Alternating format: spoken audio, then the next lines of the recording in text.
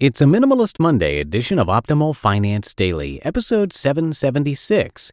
When it comes to spending, focus on meaning, by Dawn Starks with NoSidebar.com. And I am Dan, I'm your host and narrator of some of the best blogs on personal finance, and this episode is brought to you by XIQ Notecast. Notecast is a revolutionary app for podcast listeners. You can subscribe and listen to all your favorite podcasts, but also save portions of your favorite podcasts with automatic transcripts. Try it free for 60 days, no credit card required. Download Notecast for Android or iOS by going to notecast.app and signing up using the code FINANCE for a free 60-day trial. That's notecast.app and enter the code FINANCE when completing your sign-up. For now, let's get right to our post as we optimize your life. When it comes to spending, focus on meaning, by Dawn Starks with NoSidebar.com.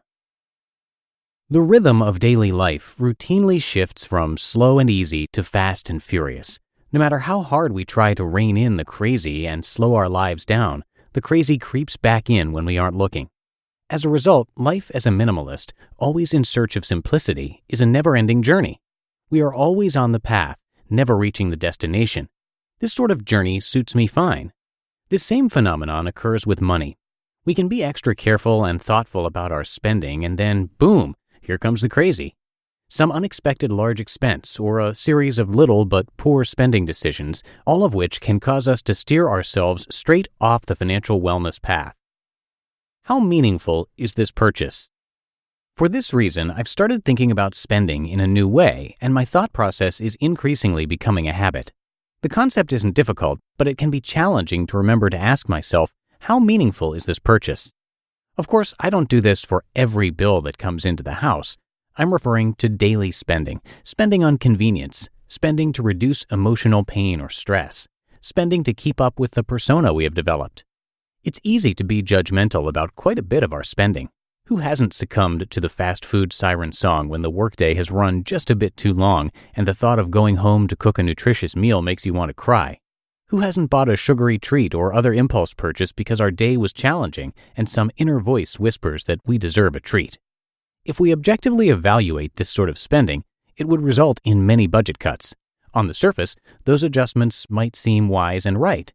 But depending on the situation, it might be wrong to cut those so-called unnecessary expenses. This is where it's paramount that we focus on meaning. Bad habit or important ritual? Let me offer a personal example of this sort of behavior. My husband and I homeschool our daughter Rowan, and I run a business. Once a week, she comes with me to the office to do a little bit of work and work on school assignments while I work in the office. Almost without exception, we leave the house early and hit Starbucks for breakfast. Now, by anyone's measure, this is not the best choice as a parent. My daughter is not getting a very nutritious breakfast, nor am I. What we get is enormously overpriced. Nonetheless, it has developed into a habit. On the surface, this seems like a habit that needs intervention.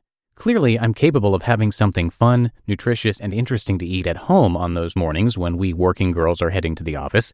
A practice like that would save oodles of money and probably save time, too. But even as I am feeling all the parental guilt about this bad habit, I don't berate myself. Instead, I smile, because this ritual is an echo of one I had with my father when I was a kid. On Saturday mornings, he got up early to go to his office to get some extra work done. He would wake me up and ask me if I wanted to go along. The answer was always an enthusiastic yes, because it meant stopping for breakfast at my dad's favorite diner. I was, and still am, a huge fan of big breakfasts. This time with my dad became a happy ritual, and I'd also get the satisfaction of helping him out with some work when I accompanied him to his office. So now, Rowan and I have developed a similar joyful ritual.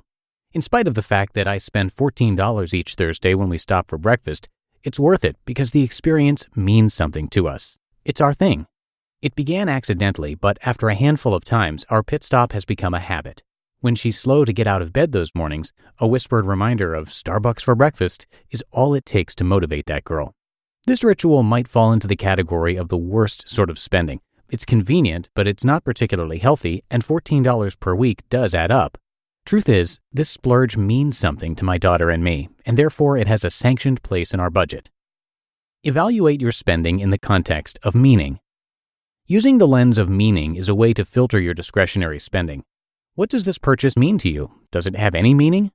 When you are about to buy an unhealthy snack or another pair of jeans you don't need, ask yourself, why am I doing this? What does that purchase mean to you? If the purchase will lift up your soul with happiness or nourish your body with goodness, you will have a positive feeling when you ask yourself the question. Instead, if the purchase is simply out of habit or it's something you're trying to quit buying, notice that too. So pause. Evaluate what you are about to spend your hard-earned money on. Practice taking a deep breath while you ponder the meaning of the purchase.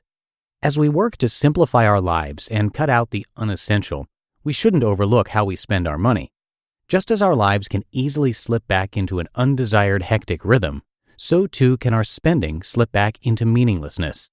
Choose to be thoughtful and adopt spending habits that are meaningful to you. You just listened to the post titled, "When It Comes to Spending, Focus on Meaning," by Dawn Starks with NoSidebar.com. And I can definitely relate to what Dawn was saying there about her experiences with her daughter.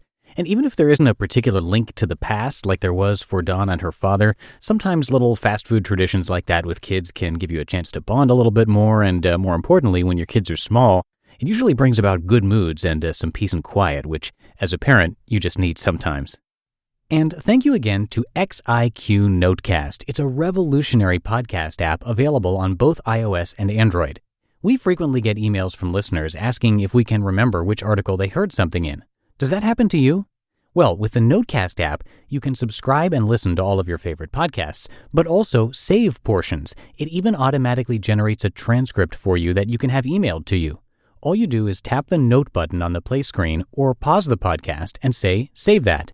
It's really easy to use with a great design, an absolute must-have to save and remember a part of a podcast. You can download Notecast for iOS or Android by going to notecast.app, and we've got a special offer for our listeners. Try it free for 60 days, no credit card required. Just enter our code FINANCE when completing your sign-up. Again, that's notecast.app and use our code FINANCE to try it free for 60 days. And that'll do it for another edition of Optimal Finance Daily. Have a happy Monday and a great start to your week. Thanks so much for being here, and I'll see you back here tomorrow, where your optimal life awaits.